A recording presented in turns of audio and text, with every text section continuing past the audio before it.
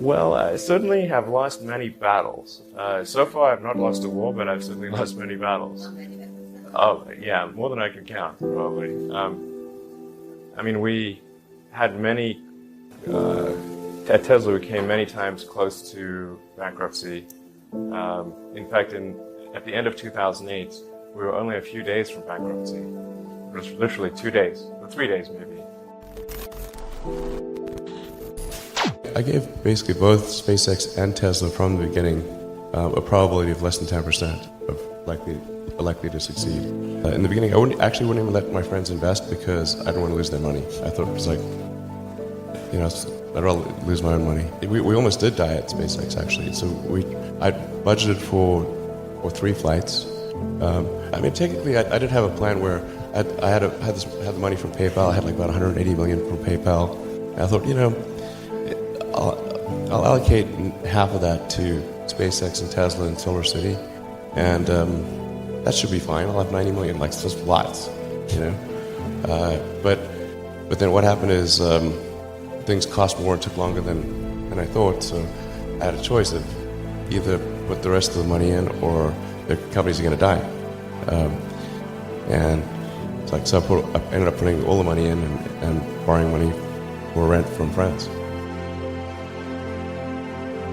If you want to try to come up with an innovative breakthrough, that's going to be how it is.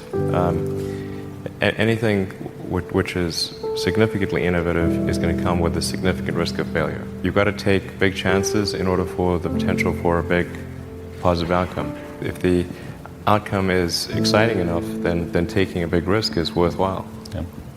That's really how I approach it. But then once executing down a path, I actually do my absolute best to reduce risk, or to improve another way of saying it, to improve the probability of success. Because when you try to do something that is very, very risky, that you have to spend a lot of effort trying to reduce that risk as you embark down that path. I mean, I think I'm kind of constitutionally just geared to just keep going. I don't know. I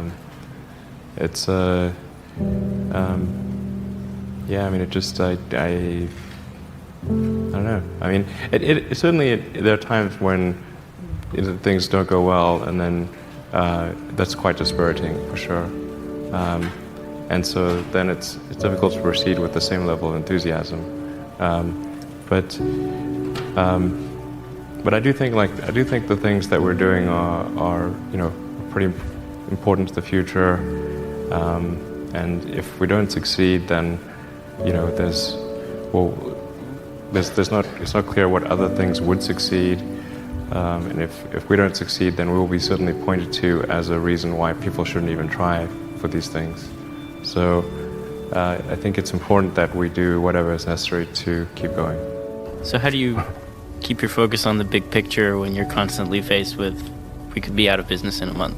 Well, it's just a very small percentage of mental energy is on the big picture. Like you know where you're generally heading for, and the actual path is going to be some sort of zigzaggy thing in that direction. You try not to deviate too far from the path that you want to be on, but you're going to have to do that to some degree. I think successful entrepreneurs probably come in all sizes, shapes, and flavors. An obsessive nature with respect to the quality of the product is very important. Even if you're the best, there's always a chance of failure. So I think it's important that you really like whatever you're doing. If you don't like it, life is too short. If you like what you're doing, you think about it even when you're not working. I mean, it's something that your mind is drawn to.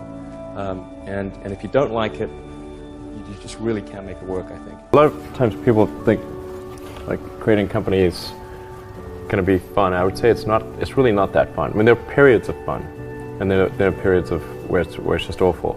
And particularly if you're the CEO of the company, you actually have a distillation of all the worst problems in the company. There's no point in spending your time on things that are going right. So you only spend your time on things that are going wrong. And there are things that are going wrong that other people can't take care of. So you have like the worst.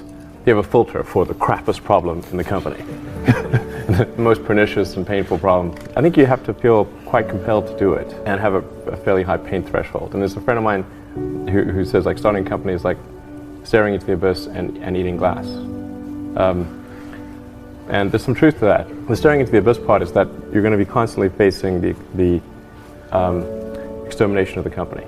Because most startups fail. It's like 90%, arguably 99% of startups fail. So that's the staring into the abyss part. You're constantly saying, okay, if I don't get this right, the company will die. It should be quite stressful. And then the eating glass part is you've got to do the problems. You've got to work on the problems that the company needs you to work on, not the problems you want to work on. And so that's you end up working on problems that you'd really wish you weren't working on. And so that's the eating glass part.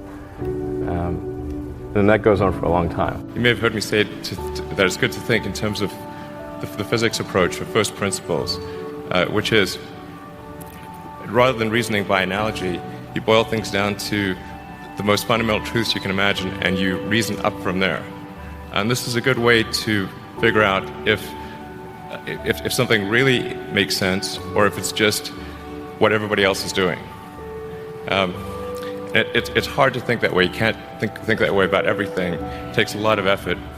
But if you're trying to do something new, it's the best way to think.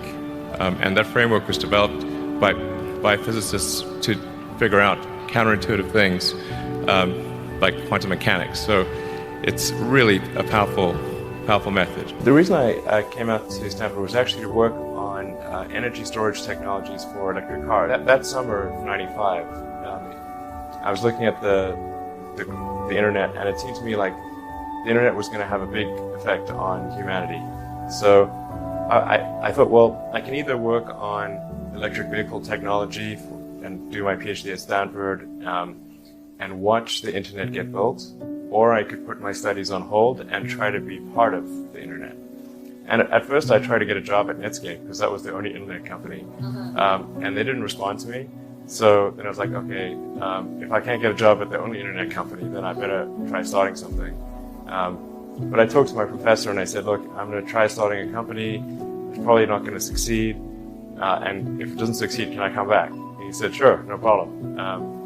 And so I put my studies on hold and started the company. If things had just gone a little bit the other way, both companies would be dead. And I had like one of the most difficult choices I have ever faced in life.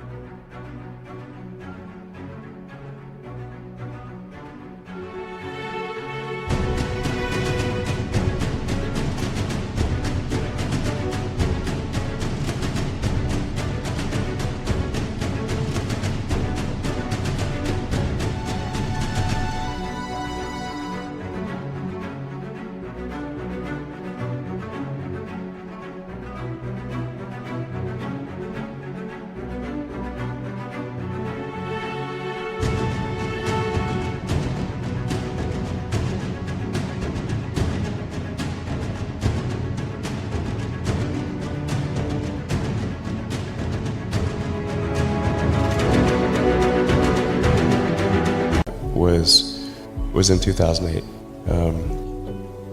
and I think I had like maybe $30 million left, or $30 or $40 million left in 2008. And I had two choices. I could put it all into one company, and then the other company would definitely die, or split it between the two companies. But if I split it between the two companies, then both might die. And when you put your blood, sweat, and tears into creating something, or building something, it's like a child. It's like, which one am I going to let one starve to death? I couldn't bring myself to do it, so I split the money between the two. Fortunately, thank goodness, they both came through.